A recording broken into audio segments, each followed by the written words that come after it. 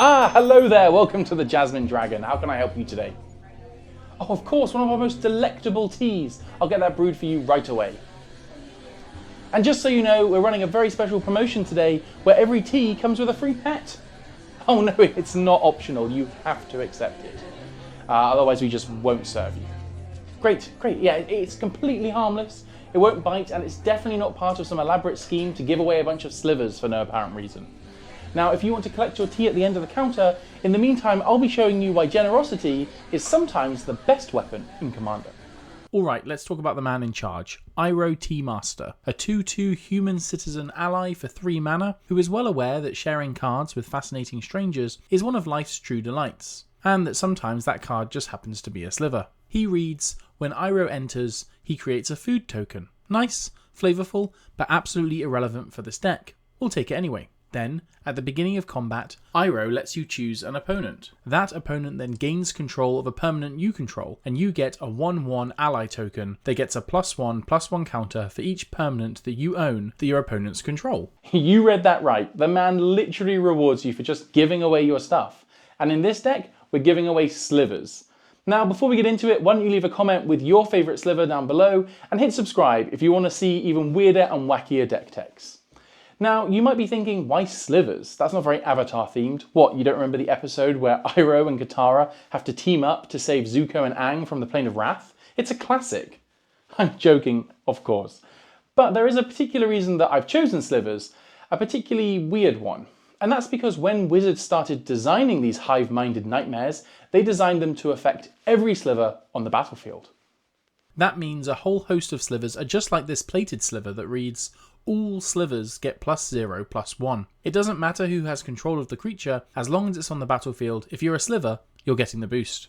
But unfortunately, Wizards eventually decided that this was just too much fun, and started printing slivers that only buff your side of the board.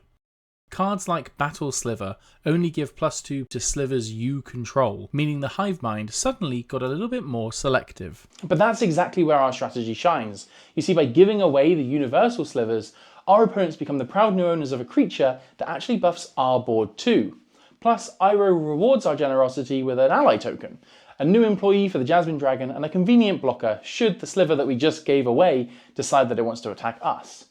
Of course, we'll keep all the slivers that only buff our board on our side, so we always have the edge over our opponents. Universal slivers such as Blade Sliver, Bone Splitter Sliver, Fury Sliver, Sidewinder Sliver, Watcher Sliver and Ward Sliver are all great cards to hand out, the latter being especially brutal. You see, with a bit of table politics, we can even convince our opponents to use their newly empowered slivers against each other. Just choose colours that your opponents are using and you're not, hand that sliver to a new friend, and suddenly their pet sliver is waltzing past blockers like it's on a spiritual journey of its own. Cards like Battering Sliver actually do not make the cut here, and for good reason. Remember, we can always be hit by the slivers that we've just given away, and just in case diplomacy fails, we don't want to get smacked in the face with trample just because we gave it away to our opponents. Thankfully, Iroh does of course make that ally token every time we give something away, a great blocker, and usually our own slivers are scary enough to deter any would-be attackers. Cards like the aforementioned Battle Sliver help ensure our side of the board stays bigger and meaner. Joining it are Bone Scythe Sliver, Cleaving Sliver, Spiteful Sliver, and the ever-reliable Cloud Shredder Sliver, which if you've ever faced off against it, you know is designed purely to send life totals plummeting. Homing Sliver is a particularly fun inclusion. It gives all slivers in your hand sliver cycling, but crucially, your opponents can't use that ability, or they might not be able to at least. Even though they're controlling slivers on the battlefield, cycling only works from the hand, so it's value for you and absolutely nothing for them. Of course, creatures aren't the only way to grow the hive mind. Thrumming Hive Pool creates 2 sliver tokens every upkeep, perfect little gifts for Iroh to donate, while also giving your entire team double strike and haste. Sliver Hive and Sliver Smith both also spawn sliver tokens should you need them in a pinch, and Hive Stirrings is the ideal panic button if you need emergency blockers, sacrifice fodder, or just more bodies to hand out with Iroh's ability. Oh, and remember all those ally tokens we've been making? Well, there's no reason they can't be assimilated too. Both Hivestone and Masterwood Nexus would transform all of them in a way that would make Volrath proud. Adaptive Automaton, Lifecraft Engine and Bloodline Pretender are all honorary slivers for our ever-growing exclusive club, each either buffing themselves or the slivers on your side of the board. Joining them are Taurian Mauler and Mirror Entity, which can turn your entire board into an endgame threat at instant speed. That's not the only way we're boosting the power on our side of the board though. Vanquisher's Banner, Patchwork Banner and Icon of Ancestry all power up your slivers, but Coat of Arms is the best inclusion here, as its board-wide effect just causes the numbers to skyrocket to overwhelmingly chaotic levels. My favourite though, it's got to be Obelisk of Erd. This will give all of our slivers +2/+2, and with all of our slivers and allies, we can convoke this in easily. And while it's fine for our sliver army to get out of hand, that's never something we want with deck building. And that's why I rely on my secret weapon, Card Mystic, the Magic the Gathering search engine powered by AI models. Type in red-white slivers and boom, you're handed the exact cards this deck needs. Once you've found one that you love, press the similar cards button to find others just like it that all aid the game plan. Check them out, the link is in the description. Thanks again to Card Mystic for sponsoring. Now let's get back to the build. So with the whole table now armed to the teeth with slivers, you probably want a way to wrap up the game. And our endgame plan is simple. We've given away universal slivers that also buff our stuff. We've also got our own slivers that only buff our stuff. And we're going to swing for the win. Akroma's Will and Moonshaker Cavalry are classic finishers in any go-wide strategy, giving your team the keyword soup or gigantic stat boost needed to wipe someone off the map. Prefer a sliver-flavoured finisher? Then look no further than Magma Sliver. Technically yes, it helps everyone. It gives all slivers the ability to tap and give another sliver +X+O, where X is the number of slivers in play. But used at the right moment, you can funnel every single buff into one creature and turn it into a game-ending Mega Sliver.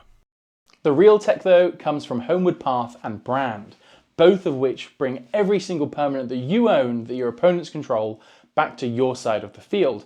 Suddenly your opponents will be wondering where their free gift with purchase went, and then they're suddenly facing off against an entire army of slivers.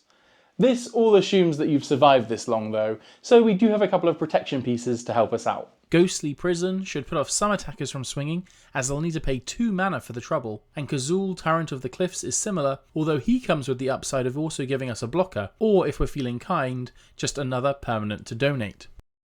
Deflecting Palm also makes the list as a great Aikido piece, plus once your playgroup has seen you pull this off once, you can always bluff it in future games, as the most powerful Deflecting Palm is the one in the mind rather than in the hand. And with that you should have the game in the bag, but before you go I've got a few cool utility pieces to show you. Humble Defector is a must-have in any donate-style deck, as it leads to great political gameplay and hugely effective card draw. Hithlane Rope is similar, while also giving some useful ramp if needed.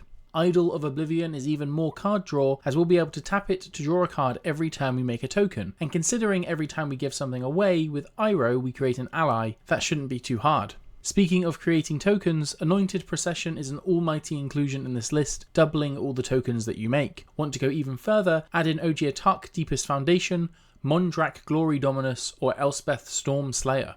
And finally, Zidane Tantalus Thief is a fun treasure generator that'll reward us for doing exactly what the deck does. So there you have it, Iroh Tea Master, a deck built around generosity. Of course, you don't have to play Iroh, and I mentioned the name earlier, but Zedru makes a great alternative commander if you want to splash another colour.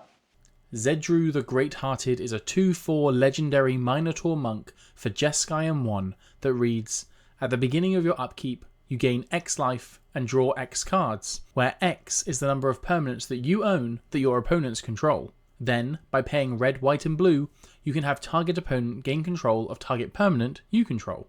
She's the classic donate commander, and she's had that title for years. And she runs a little bit slower than Iroh, but that extra colour does give you a lot more options. By adding blue, you get access to universal slivers, such as Shadow Sliver, Winged Sliver, and Mesmeric Sliver, as well as slivers that only buff your board in the form of Diffusion Sliver, Gale Rider Sliver, and Taunting Sliver. You'll also be able to add in additional protection pieces, such as Propaganda, or typal synergy cards, such as Distant Melody, if you need something extra. I've included a link to both decks in the description for you to check out. And in the meantime, hit like if you like this video, leave a comment with your favourite deck or your favourite sliver, and hit subscribe if you want to see more. I'll see you next week. Bye.